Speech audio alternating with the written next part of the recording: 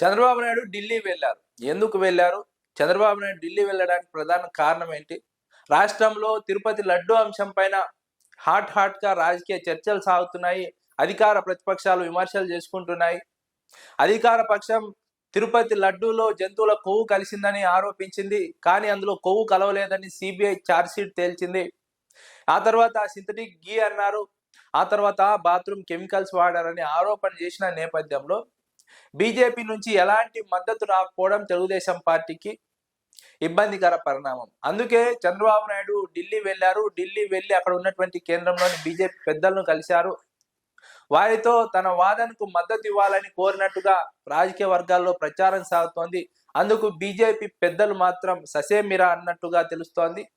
కేవలం అప్పటికప్పుడు సరే అని పంపించినా సరే చంద్రబాబు నాయుడు వైఖరి విషయంలో, చంద్రబాబు నాయుడు చేస్తున్నటువంటి వాదన విషయంలో బీజేపీ పెద్దలు ఏకీభవించడం లేదు, మద్దతు ఇచ్చే ప్రసక్తి లేదని ఇప్పటికే రాజకీయ వర్గాల్లో జోరుగా ప్రచారం సాగుతోంది.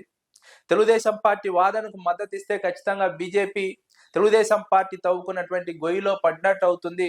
ఇప్పటికే చంద్రబాబు తిరుపతి లడ్డు అంశంలో అసత్య ప్రచారం చేయడం ద్వారా భక్తుల మనోభావాలు దెబ్బతీశారు, హిందువుల మనోభావాలు దెబ్బతీశారు.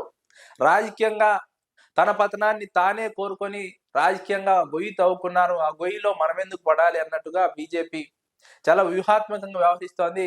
చంద్రబాబు వాదనకు మద్దతు ఇవ్వడం ద్వారా జగన్మోహన్ రెడ్డిని దెబ్బ కొట్టినట్టు అవుతుంది. జగన్మోహన్ రెడ్డి దెబ్బ కొట్టడం ద్వారా అది తెలుగుదేశం పార్టీకి ప్లస్ అవుతుంది. అది బీజేపీకి ఎలాంటి ప్లస్ అవ్వదు. జగన్మోహన్ రెడ్డిని అనవసరంగా ఇందులో ఇరికించడం ద్వారా బీజేపీకి వచ్చే ప్రయోజనం ఏమీ లేదు.